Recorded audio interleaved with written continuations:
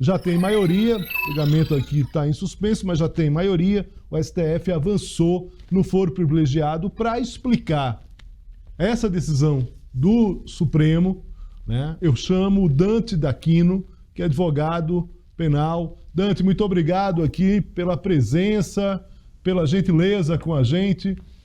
Muito boa tarde. Queria que você, em linhas gerais e de forma resumida, Dante, o que é que o Supremo disse, o que é que o Supremo considerou para irritação, mais uma vez, dos políticos que não estavam querendo mais ficar no Supremo, neste caso agora, de políticos ligados à direita e ao bolsonarismo.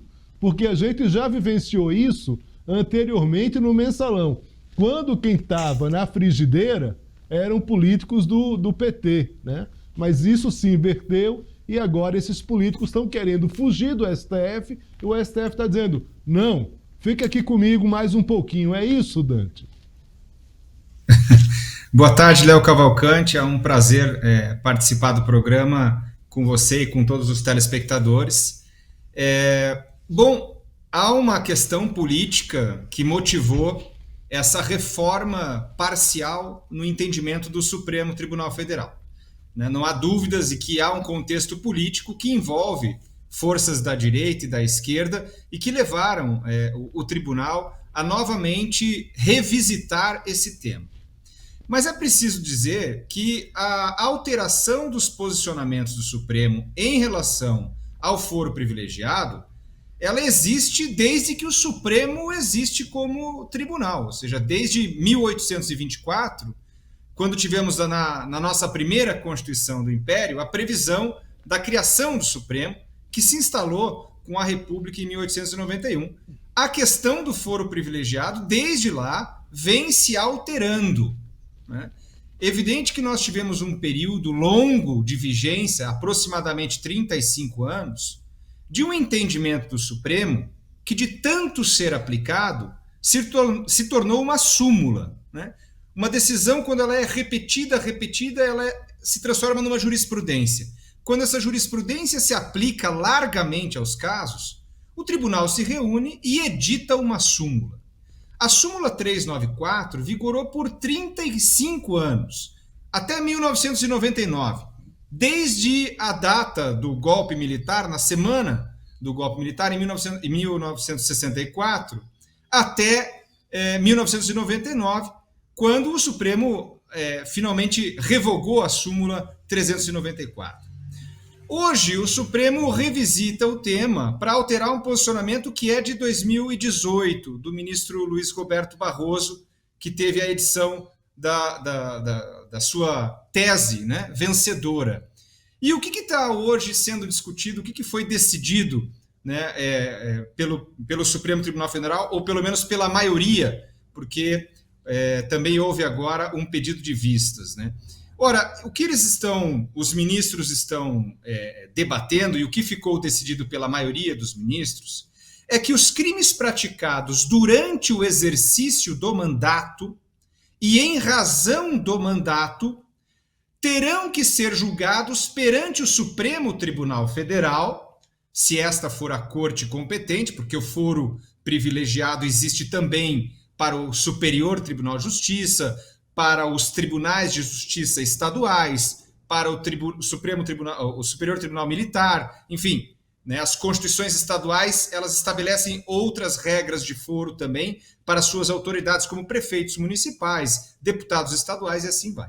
Mas, para o Supremo, os crimes praticados durante o exercício do mandato e em razão do mandato deverão ser julgados na Suprema Corte, mesmo que tenha o político deixado o cargo. Né? É o que se chama tradicionalmente de competência pós-ofício. Mesmo que o político tenha, portanto, deixado o cargo por qualquer razão, perdeu eleições, renunciou ao cargo ou o mandato terminou, aquele processo que se inaugurou durante o exercício do mandato, em razão do seu mandato, por acusação de um eventual crime, de um eventual delito, deve permanecer na Suprema Corte, mesmo que a autoridade não mais exerça o cargo público. Esse é o adendo que está sendo feito pelo Supremo ao entendimento que vigora hoje de 2018. Havia um entendimento de 2018 um pouco mais restritivo.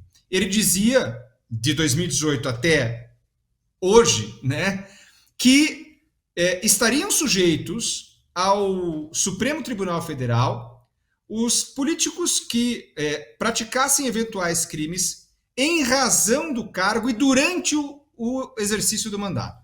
De modo que, uma vez cessado o mandato, o processo obrigatoriamente teria que ser remetido à instância inferior, ao juiz de primeiro grau, às varas criminais comuns, como todo cidadão responde. Essa tese era do ministro Barroso. O ministro Luiz Roberto Barroso pediu vistas do caso agora, revisitou o seu posicionamento para dizer, em concordância com a tese proposta pelo ministro Gilmar Mendes, que o foro privilegiado se estende inclusive a situações pós-ofício, atinge, portanto, ex-autoridades, desde que o crime tenha sido praticado durante o exercício do mandato e em razão do mandato. Muito bem. Essas são as considerações gerais, né? Aí, as consequências que isso vai trazer são inúmeras, né? E para todos os partidos, né? A primeira delas é que também foi aprovada uma tese do ministro Gilmar Mendes de aplicação imediata aos casos em andamento. Portanto, aqueles que estão na primeira instância, mas que têm políticos com foro perante o Supremo, deverão retornar ao Supremo para prosseguir o seu julgamento.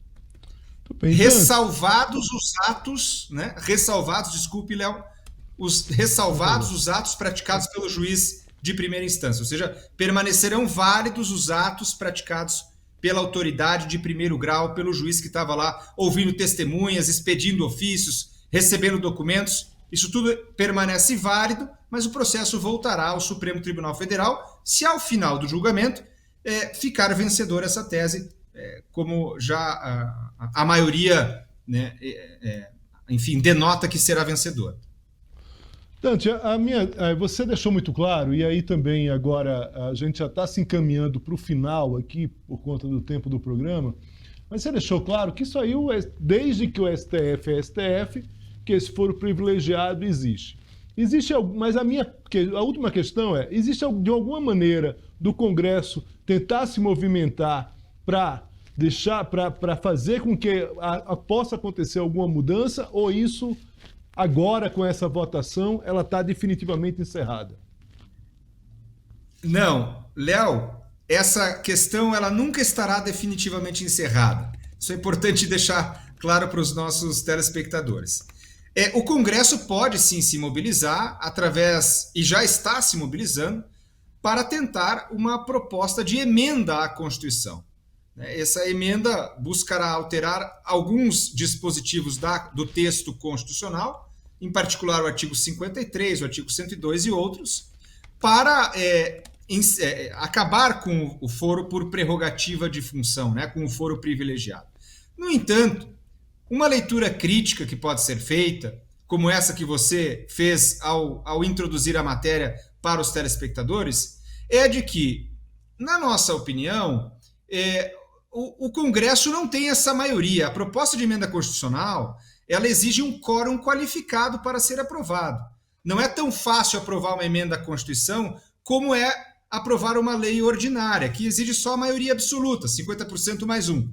A emenda exige 2/3, com votação bicameral, ou seja, na Câmara e no Senado, né? Compondo todo o Congresso Nacional em 2 turnos essas votações. E eu acredito, sinceramente, que o Congresso não tem maioria de seus integrantes com a ideia de aprovar o fim do foro privilegiado. Acredito que há, sim, parlamentares que seguem determinadas linhas e que acreditam que o fim do foro é benéfico, mas há outros que entendem que não, né, que o foro privilegiado é melhor e que é mais adequado para o julgamento de autoridades.